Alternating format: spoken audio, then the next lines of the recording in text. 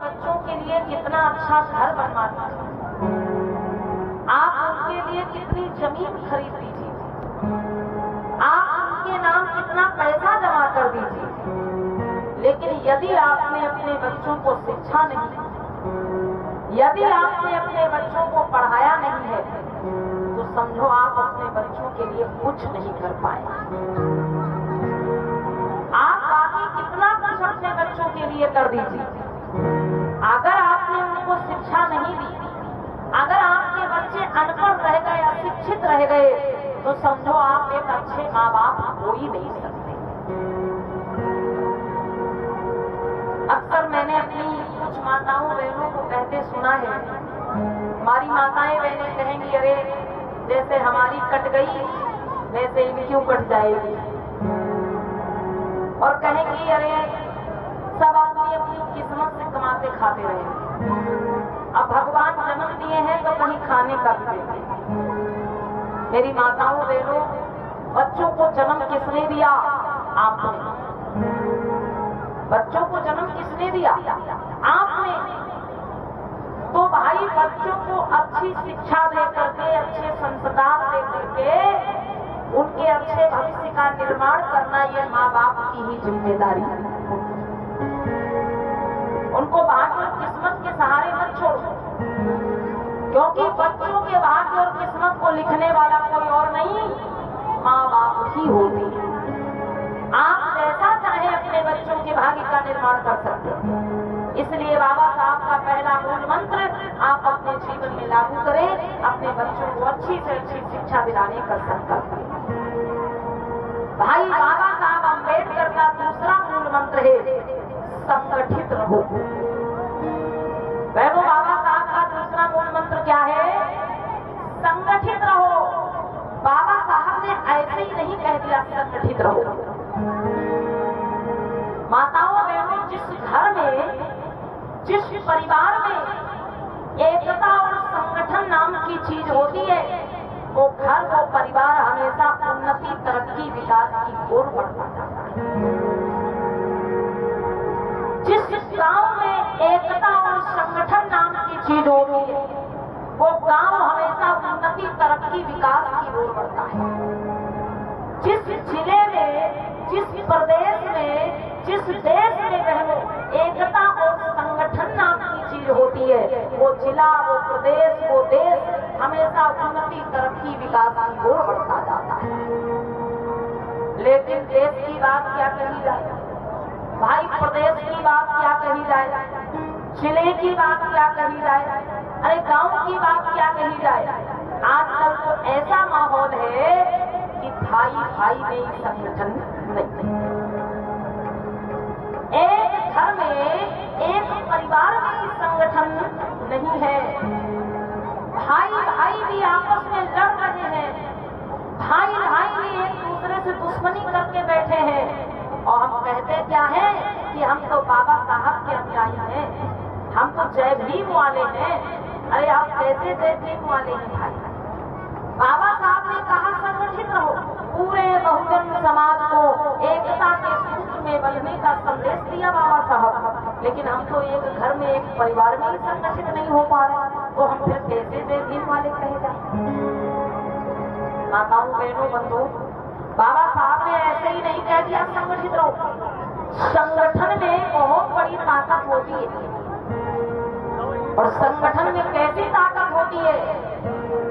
मान लीजिए आप एक पत्थर उठाइए और वो पत्थर आप किसी कुत्ता के ऊपर फेंक करके मार दीजिए, वो कुत्ता कितना भी खतरनाक हो डर करके भागेगा जरूर।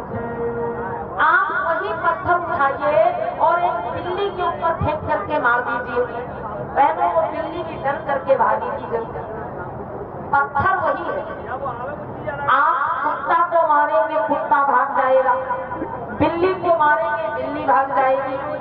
लेकिन माताओं बहनों, कहीं पर आप देखिए मधुमक्खियों का बड़ा सा छत्ता लगा हुआ है, मधुमक्खियों का छत्ता लगा हुआ, और आप वही पत्थर उठा के मधुमक्खियों के छत्ता पे मार दीजिए, फिर क्या होगा अम्मा बहनों?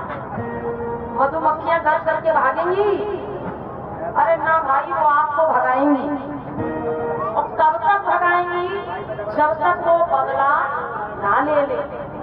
आप कहीं भी भाग के चले जाओ, कहीं भी भाग के चले जाओ, पीछा छोड़ने वाली नहीं। और अगर उनके कोई रास्ते में पड़ गया, भले उसकी कोई गलती नहीं है, उसको भी नहीं छोड़े। ये होती है बहनों संगठन की ताकत। कुत्ता इतना बड़ा होता है, पत्थर को डर जाता है। बिल्ली इतनी बड़ी होती है, पत्थर मारो तो डर जाती है। लेकिन मधुमक्खी इतनी सी होती है, वो पत्थर को नहीं डरती, लोगों को नहीं डरती, बल्कि लोग खुद उनसे डरते हैं। और क्यों डरते हैं बहनों? मात्र एक कारण है, क्योंकि उनमें संगठन होता है। अगर यहाँ पर एक मधुमक्खी आ जाए तो कोई उसको डरेगा? बताओ अम्मा बहन, यहाँ पे एक मधुमक्खी आ जाए उसको कोई नहीं डरेगा। अगर वो किसी के पास में बैठ जाए तो लोग उसको चप्पल जूते से मार देंगे। अगर यहाँ पे एक मधुमक्खी आ जाए उसको कोई नहीं डरेगा, किसी के पास में बैठ जाए तो लोग उसको चप्पल जूते से मार डालेंगे। लेकिन अगर यहाँ पे मधुमक्खियों का पूरा झुंड आ जाए बहनों, अगर यहाँ पे मधुमक्खियों का पूरा झुंड आ जाए तो बैठे इतने लोग हैं, दिखाई एक व्यक्ति नहीं लेगा यहाँ, एक व्यक्ति नहीं मिलेगा यहाँ।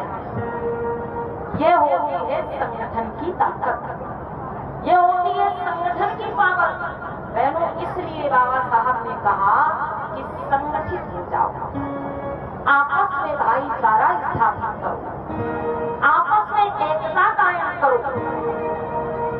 बाबा साहब का तीसरा मूल मंत्र है संघर्ष करो। पहले आप शिक्षित हो जाओ, फिर संगठित हो जाओ, और फिर अपने हक अधिकारों के लिए संघर्ष करना भी सीखो। यदि आपको लड़ना है तो आप आपस में मत लड़ो, हम अक्सर आपस में ही लड़ते हैं। बाबा साहब ने कहा यदि आपको लड़ना है तो अपने हक अधिकारों के लिए लड़ो, आपस में मत लड़ो। कहना है कि बहुजन का समझाई गए बाबा साहब हमारे, बहुजन का समझाई गए बाबा साहब हमारे।